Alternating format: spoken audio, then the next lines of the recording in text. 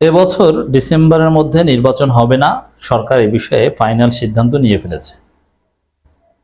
অতএব কাদো বিএনপি কাদো, নির্বাচন হচ্ছে না, ডিসেম্বরের মধ্যে নির্বাচন হতে হবে, ডিসেম্বরের পর নির্বাচনের প্রশ্নই ওঠে না, এই আমির খসরু মাহমুদ চৌধুরী বলেছে।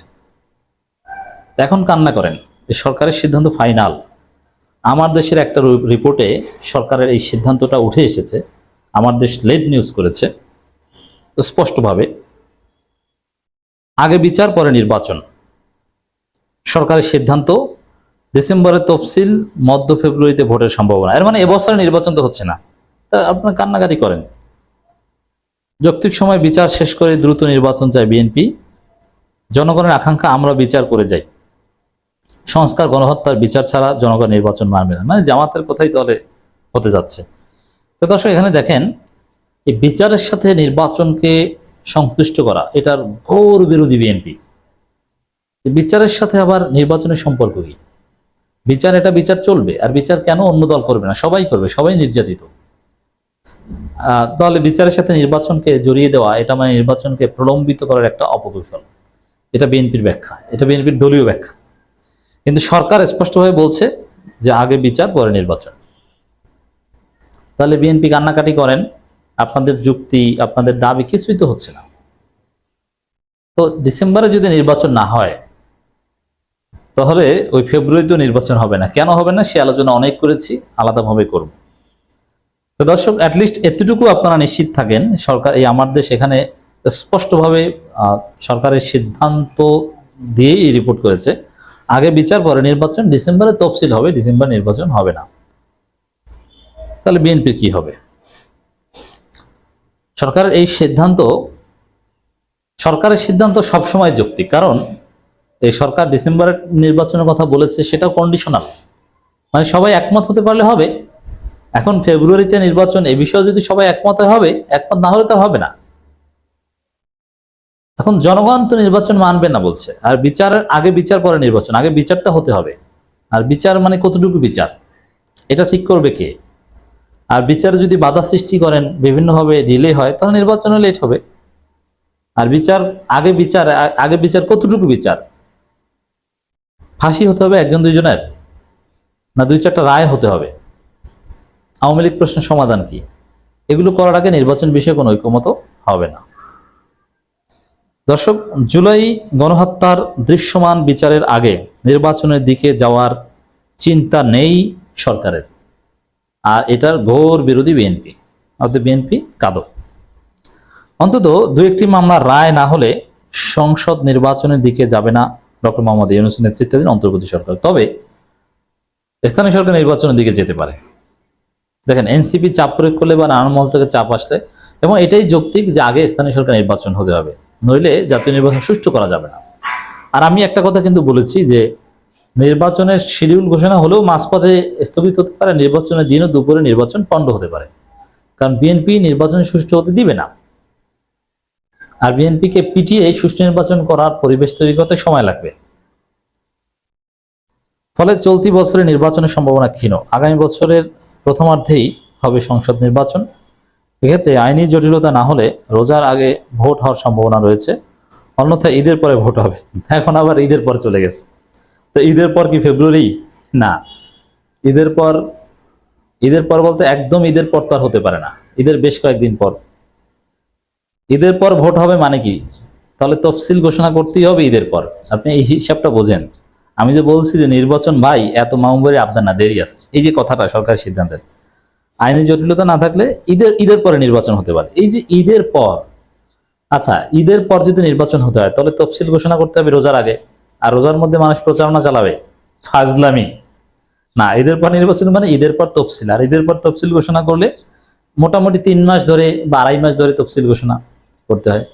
তাহলে এটা যদি আপনি করেন, যেহেতু এবার নতুন বাস্তবতা, তাহলে ওই কোরবানি চলে আসবে, বৃষ্টি, ঝড়, এসএসসি পরীক্ষা, অমুক তমুক, নানান কারণে দেখবেন যে এই জুনের নির্বাচন এটা দিল্লি দূর। বুঝতে পারছেন? সব কথার মধ্যে ফাঁক আছে। এবছর তো নির্বাচন হচ্ছে না, সামনের বছর যে হবে রোজার আগে, রোজার পরে, ঈদের পর, এই কথাগুলোর মধ্যে যে কতটা ফাঁক আছে আশা করে বোঝাতে পারছি। অন্যথায় ঈদের পর ভোট হবে। ঈদের পর ভোট এটা তো বললেই হবে না, ঈদের পর ভোট হতে হলে রোজার আগে তফসিল ঘোষণা করতে হবে, এটা হয় না।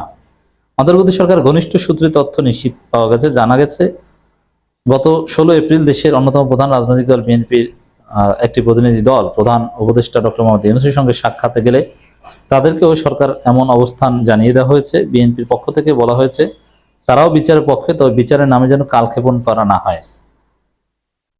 কালক্ষেপণ করা হচ্ছে না, কিন্তু সুষ্ঠু বিচার করতে হলে একদম দ্রুত করা যাবে না। এই জন্য নির্বাচনের জন্য ধৈর্য ধরতে হবে।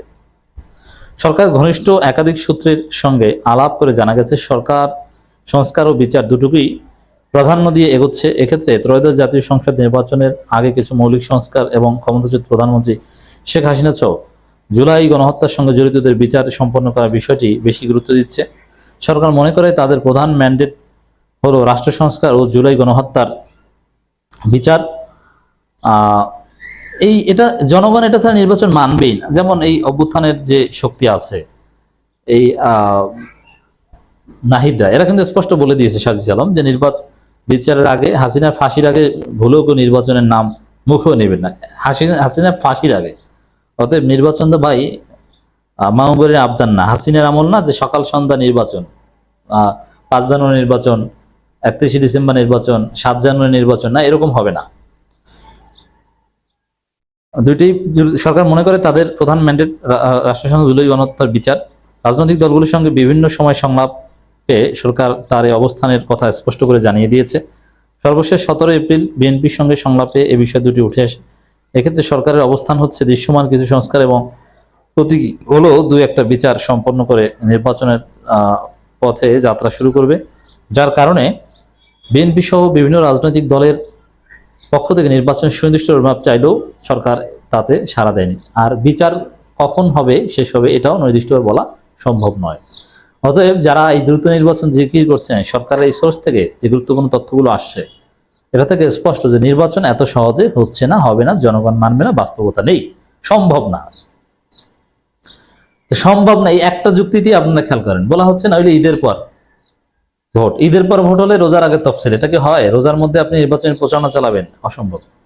সরকার সংশ্লিষ্ট সূত্র বলছে বিচার সম্পন্ন হওয়ার বিষয়টি পুরোপুরি সরকারের উপর বর্তায় না, এক্ষেত্রে আদালতের উপর নির্ভর করছে। যার কারণে কবে নাগাদ বিচার প্রক্রিয়া শেষ হতে পারে এটাও একটা, যে এটা কবে বিচার শেষ এটাও সরকার বলতে পারে না, আবার বিচারের জন্য অপেক্ষাও করবে। অতএব নির্বাচনের জন্য আপনাকে অপেক্ষা করা ছাড়া আর কোনো উপায় নেই। সরকারের এই বক্তব্যগুলো থেকে ক্লিয়ার। আপনি সরকারকে গালি দেন, কিন্তু তারপর আপনি মেনে নেন যে নির্বাচন ভাই এত তাড়াতাড়ি হচ্ছে না।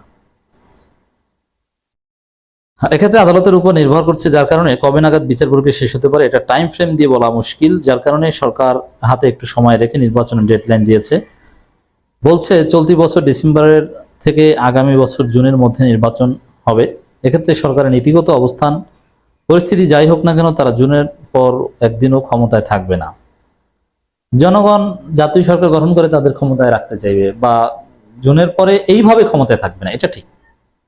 কিন্তু জাতীয় সরকার গঠন হলে তখন তো ক্ষমতায় থাকতে পারবে, অথবা গণভোট হলে তখন তো নতুন বৈধতা পেয়ে গেল। কিন্তু এই ইন্টারিম হিসাবে জুনের পর ক্ষমতায় থাকবে না, এটা ঠিক। কিন্তু অন্য কোনো পদ্ধতিতে ডক্টর ইউনূস ক্ষমতায় থাকতে পারেন, আমরা রাখার চেষ্টা করব। নির্বাচনের সুনির্দিষ্ট রোডম্যাপ চাইতে 16 এপ্রিল প্রধানমন্ত্রীর সঙ্গে সাক্ষাৎ করে বিএনপি প্রতিনিধি দল। ওই বৈঠকে নির্বাচন সংস্কার ও জুলাই গণহত্যার বিচারের বিষয়ে সংস্কার অবস্থান তুলে ধরা হয় বলে জানা গেছে। বিএনপির সঙ্গে আলোচনাকালে আইন উপদেষ্টা আসিফ নজরুল জুলাই গণহত্যার বিচার প্রক্রিয়া নিয়ে কথা বলেন। যাই হোক দর্শক, এই সরকারের সোর্স যেগুলো বলছে, আমাদের যেটা নিয়ে রেড নিউজ করেছে, বড় আকারে একবার রেড কালার হেডলাইন, আগে বিচার পরে নির্বাচন, এটা থেকে স্পষ্ট যে নির্বাচন এত সহজে হচ্ছে না। এবছর তো নাই, সামনের বছর এই রোজার আগে, ঈদের আগে, ঈদের পর জুনে আমার মনে হয় না যে হবে।